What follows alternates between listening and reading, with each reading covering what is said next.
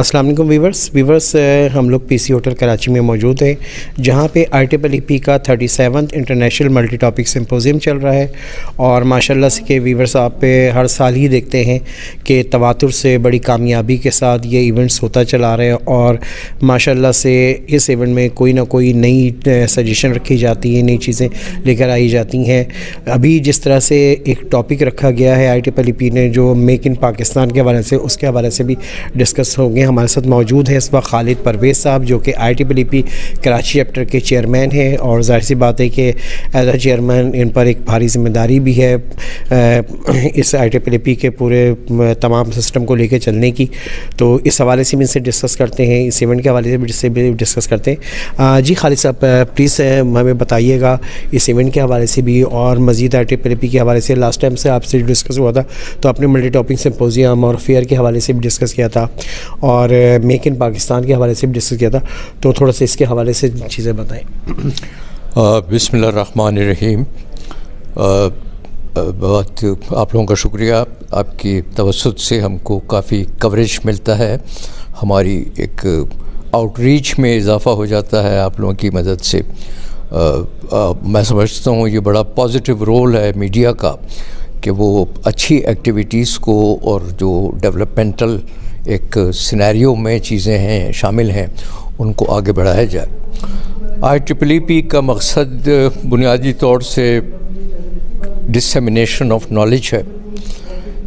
ہم نے اس ڈومین کو، ڈسیمینیشن آف نالج کو، تو نالج کو ہم نے جو تھا اس کو کافی بڑھا دیا ہے، سرکل کو یا ڈومین کو۔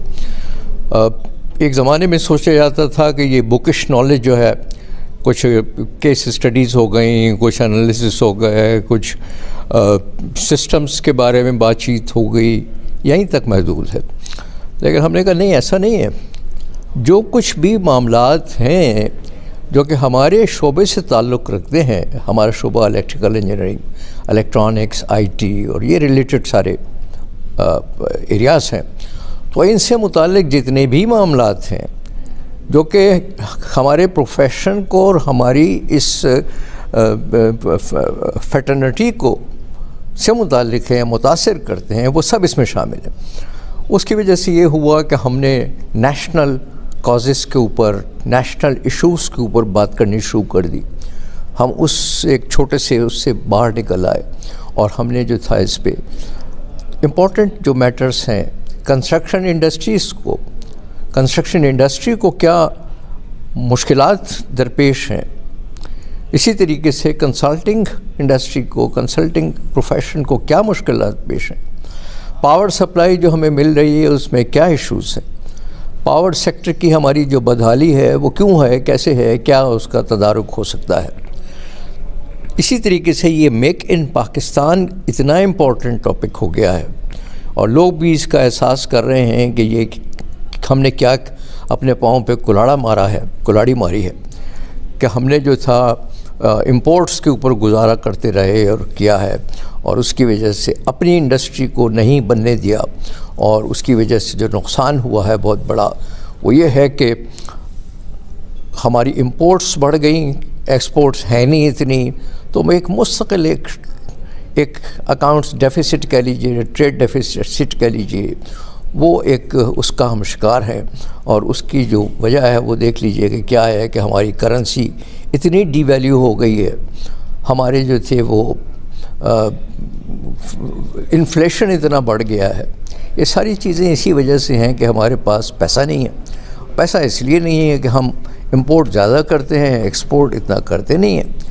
تو اب یہ سب معاملات ہم اپنے اس میں لانا چاہتے ہیں، اپنے زیر بحث لانا چاہتے ہیں ان کو، کیونکہ اس لیے کہ ہم سمجھتے ہیں کہ ہمارے پاس اس کے حل ہیں۔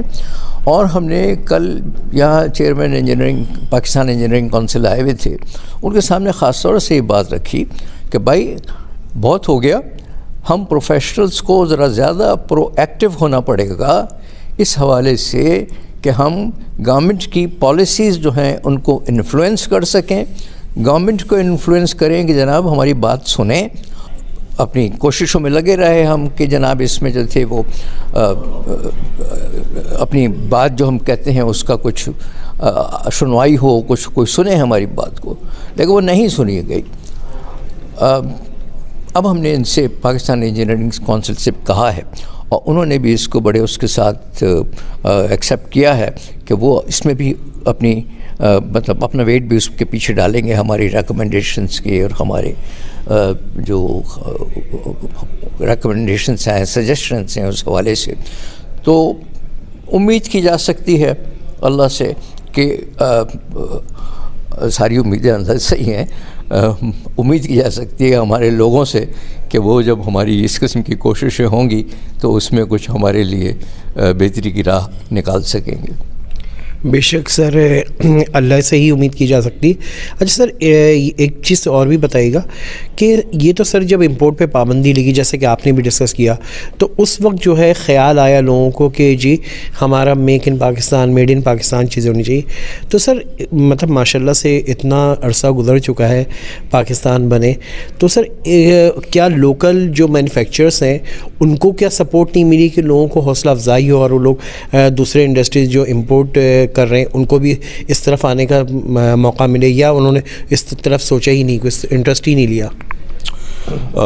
آپ نے بڑی اچھی بات کی ہے، بڑی اہم بات کی ہے، اور اس میں جو تھا یہ آپ کے توسط سے میں لوگوں کو یہ آگے بات پہنچانا چاہوں گا کہ یہ خیال کہ ہمارے لوکل انڈسٹریلسٹ نے اس طرف توجہ نہیں کی یہ بالکل غلط ہے. ہمارے لوکل انڈسٹریلسٹ جو ہیں وہ بہت کچھ کرنا چاہتے تھے، لیکن دو طریقوں سے اس انڈسٹری کو، پاکستان میں بننے والی مصنوعات کو دو طریقے سے تباہ کیا گیا. پہلا طریق جو تھا اسٹیپ وہ نیشنلائزیشن تھا کہ ہماری اتنی شاندار انڈسٹریز چلتی ہوئی جس میں کوئی ضرورت نہیں تھی ٹانگ اڑانے کی، ان کو نیشنلائز کر دیا گیا. اس کی وجہ سے کیا ہوا کہ بیکو جیسے میں ایک مثال دے رہا ہوں آپ کو، بہت ساری مثالیں ہیں. بیکو کو اٹھا کے پیکو کر دیا، بیکو سے وہ پیکو بن گئی، بٹالہ انجینئرنگ کمپنی سے پاکستان انجینئرنگ کمپنی بن گئی. اور جب وہ پاکستان انجینئرنگ کمپنی بن گئی تو بس ایک وہ کھلا کھاتا بن گیا کہ جس کو چاہیں اس میں لگا دیں، کوئی نہ میرٹ ہے نہ کنسیڈریشن ہے، انڈسٹری تباہ ہو گئی. اسی طریقے سے بہت ساری انڈسٹریز تھیں تو وہ تباہ ہو گئیں، تباہ کر دی گئیں. پھر اس کے بعد جناب وہ نیشنلائزیشن کا جو وہ ایک شوشہ تھا وہ ختم ہوا. اس کے بعد لوگ آ گئے جن کو کہ اس چیز میں زیادہ انٹرسٹ تھا کہ امپورٹ کیا جائے، امپورٹس کی جائے. امپورٹس میں بڑے فائدے ہیں. جو صاحب اقتدار لوگ ہوتے ہیں وہ اگر چاہیں تو بہت کچھ اس کے ذریعے سے حاصل کر سکتے ہیں، اور وہ انہوں نے کیا. اور مستقل یہ سلسلہ چل رہا ہے گزشتہ 50 سال سے کہہ لیجئے، 45 سال سے کہہ لیجئے، یہ مستقل یہ سلسلہ چل رہا ہے کہ جناب کیا ضرورت ہے پاکستان میں بنانے کی، باہر سے بنا لیجیے. کیا ضرورت ہے پاکستان سے میں بنانے کی، چائنا سے لے لیجئے، وہاں سستا بنتا ہے. ارے بھائی آپ نے تو یہاں پہ ہم جہاں کھڑے تھے آپ نے ہمیں تباہ کر دیا. ہم 60s میں 1960s میں بہت آگے تھے کوریا سے، بہت آگے تھے انڈیا سے بھی، بہت آگے تھے سنگاپور سے بھی. لوکل مینوفیکچرنگ کے لحاظ سے بات کر رہا ہوں میں. وہ سب پیچھے چلا گیا، لپیٹ دیا گیا اس چیز کو. اور اس میں جو تھی جو ایک طریقے سے ضیاء الحق کے بعد پہلی حکومت آئی تھی، ضیاء الحق کو بھی ان چیزوں سے کوئی انٹرسٹ نہیں تھا، لوکل انڈسٹری وغیرہ سے. میں نام اس لیے لے رہا ہوں تاکہ تھوڑا سا ہمارے اس کا پیریڈ کا تعین ہو سکے. ضیاء الحق کو قطعاً کوئی انٹرسٹ نہیں تھا کیا لوکل انڈسٹری ہے، کیا امپورٹ ہے، کیا ایکسپورٹ ہے، نتھنگ، ایبسولوٹلی نتھنگ. اس کے بعد بھی جو حکومتیں آئیں ضیاء الحق کے بعد، ان کا جو تھا بس وہ یہی تھا کہ بھئی کیا ضرورت ہے ہمیں بنانے کی، امپورٹ کرو. تو اس کی وجہ سے آپ یہ حیران ہوں گے سن کے کہ جو میں نے بتایا آپ کو کہ بڑی 60s میں ہماری جو بہترین قسم کی الیکٹرانکس کی انڈسٹری تھی، الیکٹرانکس انڈسٹری 60s میں، جو کہ کہیں نہیں تھی.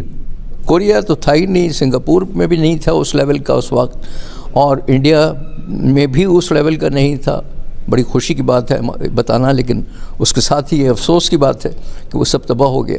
تو وہ جو حکومتیں آئیں پھر ضیاء الحق کے بعد، انہوں نے تو امپورٹ پہ ہی بڑا اپنا ایک سارا فوکس رکھا، اور اس کی وجہ سے ہم بالکل لوکل انڈسٹری ہماری تباہ ہو گئی۔ اچھا سر، یہ تو ایک جو ہونا تو وہ تو ہو گیا۔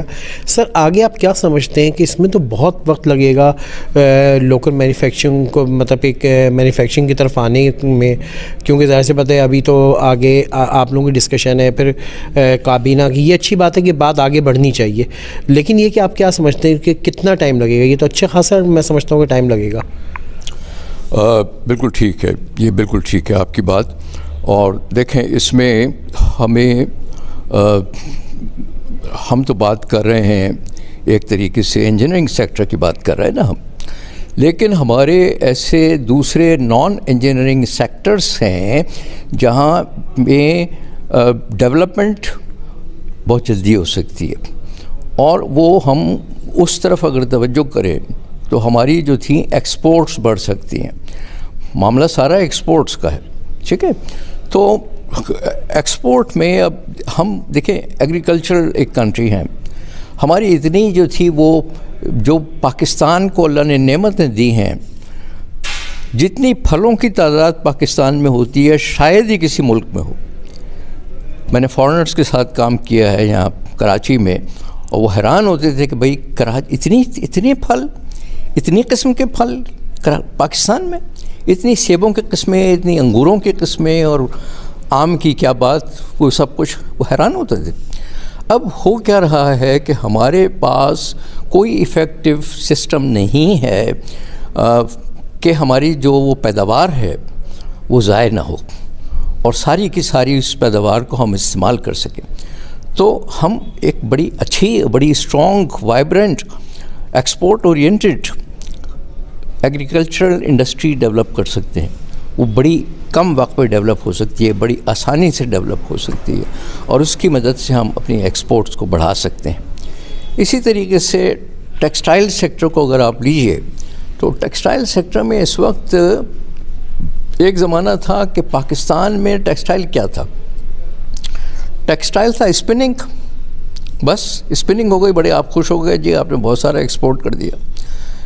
یوزلیس، دیٹ واز کمپلیٹلی، کیا کہنا چاہیے، ایک مسکنسیپشن تھا، اور ہماری گورنمنٹ نے اس وقت بالکل بھی توجہ نہیں کی کہ بھئی آپ کو اسپننگ، آپ اپنا ایک اچھا سرمایہ جو ہے دوسروں کے ہاتھ میں بیچ رہے ہیں کوڑیوں کے مول، آپ اس کی ویلیو ایڈیشن کریں، آپ فیبرکس بنائیں، آپ ٹیکسٹائلز ڈیولپ کریں، پروڈکٹس ڈیولپ کریں، ان پروڈکٹس کو ایکسپورٹ کریں، تو وہ ویلیو ایڈیشن ہو جاتی ہے۔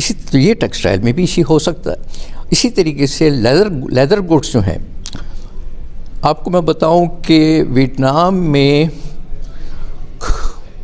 لیدر نہیں ہوتا، گائے نہیں ہوتی وہاں، ویسے نہیں ہوتی وہاں پہ، لیدر پروڈیوس نہیں ہوتا، لیکن ویتنام کی ایک بہت بڑی ایکسپورٹ جو ہے وہ لیدر گوڈس کی ہے، بہت ہی بڑی۔ وہ یہ کرتے ہیں کہ وہ لیدر امپورٹ کر لیتے ہیں پاکستان جیسے کنٹریز سے، اور پھر اس میں ویلیو ایڈیشن کرتے ہیں۔ جو برانڈڈ شوز ہیں، سارے ٹاپ برانڈز ویتنام میں بنتے ہیں، ان کو ایکسپورٹ کرتے ہیں، اور اس ایکسپورٹ کی سے جو ویلیو ایڈیشن کے بعد جو ان کو پہلے امپورٹ تو کر لیا، انہوں نے امپورٹ کیا ایک لو کاسٹ آئٹم کو، پھر ایکسپورٹ کیا ایک ویری ہائی کاسٹ آئٹم کو، تو یہ جو ان کو اتنا بڑا ایک ایڈوانٹیج مل جاتا ہے اس سے کہ پوری دنیا ان کی ایک مارکیٹ ہے ویتنام کی اچھے پروڈکٹس کے لیے، لیدر گوڈس کے لیے، وہ فائدہ حاصل ہو رہا ہے۔ تو کہنے کا مطلب یہ ہے کہ یہ آپ کا پوائنٹ بالکل صحیح ہے کہ ہم اگر انجینئرنگ ڈیولپمنٹس میں جائیں، اس میں ٹائم لگے گا، وقت لگے گا اس میں، تو وہ کیا کہنا چاہیے، اس میں یقیناً ٹائم لگے گا، لیکن بہت سارے ایسے ایریاز ہیں جس میں کہ نان انجینئرنگ ایریاز، جس میں کہ ایکسپورٹ بہت جلدی سے ہم تیار کر سکتے ہیں، اور اس کو اپنے کنٹری کو ایکسپورٹ اورینٹڈ بنا سکتے ہیں۔ دوسری بات میں یہ کہنا چاہوں گا آپ سے کہ ہمارے پاس اس وقت بھی انڈسٹریز ہیں، انجینئرنگ انڈسٹریز، جس میں الیکٹرانکس شامل ہیں، اور اس کے علاوہ نان الیکٹرانکس بھی شامل ہے۔ وہ انڈسٹریز موجود ہیں اس وقت، اور اس کو جو تھا صحیح لائنز پہ ان کو سپورٹ کرنے کی ضرورت ہے. بدقسمتی سے ہماری گورنمنٹ کی جو پالیسی بنانے والے حضرات ہیں وہ اپنے بیوروکریٹس بیٹھے ہوئے ہیں گریڈ 21 میں 22 میں، وہ اپنی سوچتے ہیں، وہ پاکستان سے زیادہ اپنے بچوں کا سوچتے ہیں جو امریکہ میں بیٹھے ہوئے ہیں، امریکہ میں تعلیم حاصل کر رہے ہیں. No interest with Pakistan. تو بڑی ایک اس قسم کی ایک انقلابی تبدیلی کی ضرورت ہے. وہ کیسے ہوگی، کیا ہوگی، یہ ایک طویل بحث ہے. I wish I could participate in that discussion sometimes. لیکن کہنے کا مطلب یہ ہے کہ جو ہماری اب جیسے آپ لے لیجئے الیکٹرانکس انڈسٹری کی جو را مٹیریل ہے اس میں بڑی ہیوی ٹیکسیشن ہے اور ڈیوٹیز ہیں. بھائی کیوں؟ اگر آپ نے اس انڈسٹری کو پہلے سے آپ نے جکڑ دیا ٹیکسز میں، ڈیوٹیز میں، وہ کہاں سے مطلب یہ کہ وہ اپنا پیسے پورے کرے گی، کہاں سے وہ جو تھی وہ انٹرنیشنل مارکیٹ میں کمپٹیٹیو ہو سکے گی. تو یہ ایک ضرورت ہے اس چیز کی کہ جو پہلے سے ہمارے پاس انڈسٹریز موجود ہیں ہم یہ دیکھیں، ہماری کرتا دھرتا یہ دیکھیں کہ بھائی ان کو کیا مسائل ہیں اور ان کے مسائل نیک نیتی کے ساتھ حل کرنے کی کوشش کریں. بہت بہت شکریہ خالد پرویز صاحب. ویورز آپ نے دیکھا کہ یہ IEEE کراچی چیپٹر کے چیئرمین خالد پرویز صاحب تھے. بڑی طویل انہوں نے ڈسکشن پاکستان کے بینیفٹ کے حوالے سے کی اور یہ بھی ڈسکس کیا کہ کیوں ہم اتنا پیچھے رہ گئے. تو یہ ساری گفتگو انہوں نے کی ہے. اس طرح کی ویڈیوز کو دیکھنے کے لیے انجینئرنگ پوسٹ کو سبسکرائب کریں. Thank you.